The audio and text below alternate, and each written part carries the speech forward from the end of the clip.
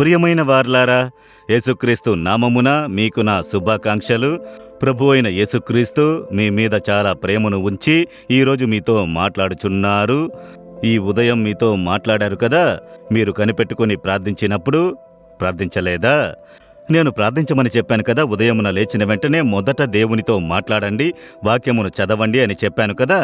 కనుక ప్రతిదినం లేచిన వెంటనే మొదట దేవునికి ఆ మొదటి గంటను మీరు ఇవ్వాలి. దేవుని ఎదుట ఒంటరిగా ఉండి వాక్యమును చదివి ధ్యానించి ప్రార్థించినారంటే ఆ రోజంతయు ఆయన కృప మీతో కూడా ఉండును. అయితే వేదమును పరిశీలించి చూస్తే అతడు చేయునదంతయు సఫలమగునని మొదటి కీర్తనలో ఉంది కదా.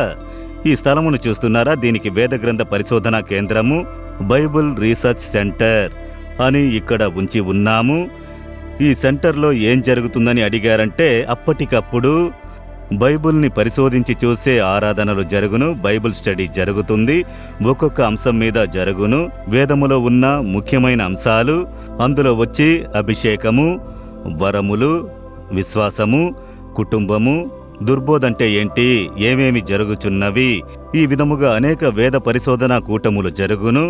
అప్పుడప్పుడు ఒక్కొక్క అంశములో అనేక దైవజనులు వచ్చి ఈ స్థలములో టీచ్ చేస్తారు. దాని కొరకు ఈ స్థలమును దేవుని గూడారములోని ఒక ప్రాంతములో అమర్చబడి ఉన్నది. మీరు వచ్చి దాన్ని చూడగలరు. సరే, ఈ దినము దేవుడు మీకొక ఆశీర్వాదకరమైన మాటను ఉంచి ఉన్నారు.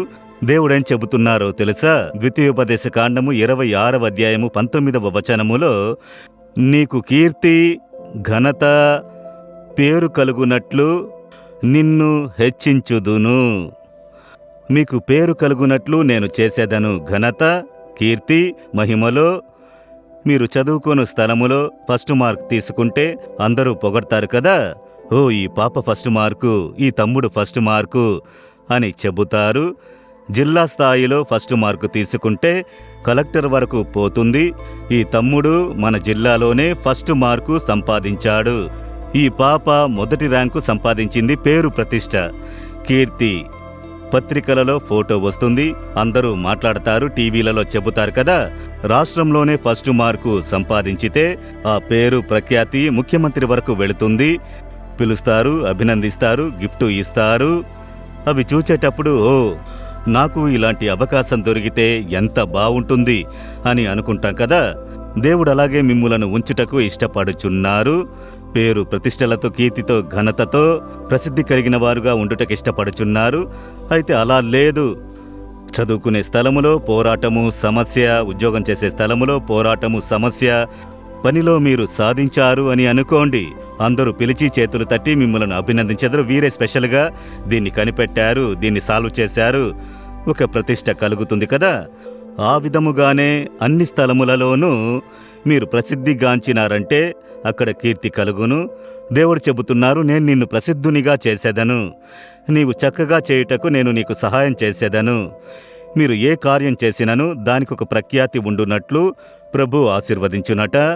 మీరు చదువుకుంటే చదువులో ప్రసిద్ధిగాంచెదరు, పని చేశారంటే పనిలో ప్రసిద్ధిగాంచెదరు. అక్కడ ఉన్న నిర్వాహకులు మిమ్ములను పొగిడెదరు, వీరు బెస్ట్ అని చెప్పి. బిజినెస్ చేశారంటే బిజినెస్లో ప్రసిద్ధిగాంచినట్లు చేసేదరు. కనుక మీరు ఏది చేసినను, ఒక వ్యవసాయము చేశారనుకోండి, ఆ వ్యవసాయములో మీరు ప్రసిద్ధిగాంచినట్లు చేయుదురు. కనుక అదే దేవుని యొక్క ఇష్టము. మిమ్ములను అన్ని విధములుగా పేరు, ప్రతిష్ట, కీర్తితో, మహిమలో ప్రసిద్ధిగాంచినట్లు చెయ్యాలని దేవుడు ఇష్టపడుచున్నారా? అవును, మీరు దాన్ని ఇష్టపడాలి కదా. మీరు జస్ట్ పాస్ అయితే చాలు, నాకేదో చదువుచున్నాము, ఇక అంతే, చెబుతున్నారు, చదువుతున్నాం, మార్కులు తీసుకున్నాము, ఏదో పనికి పోతున్నాం, వస్తున్నాం, అంతే. అది బెస్ట్గా చెయ్యాలి, అందులో ప్రసిద్ధిగాంచాలి, గొప్పగా ఉండాలి అన్న భావన అనేకులకు లేదు. అదే కదా మీ సమస్య. అయితే మీరు మనసులో దాన్ని ఇష్టపడాలి. దేవా, మీరు వాక్కును ఇచ్చారు, నన్ను ప్రసిద్ధిగాంచిన వానిగా ప్రతిష్టలతో ఉండునట్లు చేయుదునని చెబితిరి. ఆ ఆశీర్వాదమును నాకు ఇవ్వుడి. కనుక దేవుని మీరు మహిమపరచవచ్చు. ఎలాగండి మీకు ఈ విజయము? ఎలాగండి మీరు దీన్ని సాధించారు? ఎలాగండి మీకు ఆ జ్ఞానము? యేసు నాకు ఇచ్చారు, ఆయన్ని మహిమపరచాలి కదా. అందుకొరకే దేవుడు మిమ్ములను ప్రఖ్యాతిగాంచిన వారిగా చేయుటకు ఇష్టపడుచున్నారు. ఇప్పుడు ఇష్టపడుతున్నారా? అప్పుడు సమర్పించుకుంటారా? దేవునితో చెప్పండి, దేవా, పేరు ప్రతిష్టలో, కీర్తిలో, మహిమలో ప్రసిద్ధిగాంచిన వానిగా ఉండునట్లు చేసేదనని వాక్కునిచ్చితిరి. నేను దాన్ని విశ్వసించుచున్నాను. నేను ఉన్న స్థలములో నన్ను ప్రసిద్ధిగాంచిన వానిగా చేయుచున్న దేవునికి స్తోత్రములు. ఆ విశేషతను ఆజ్ఞాపించుచున్న యేసుకి స్తోత్రములు స్తోత్రములు. యేసు నామములో ఆమెన్ ఆమెన్.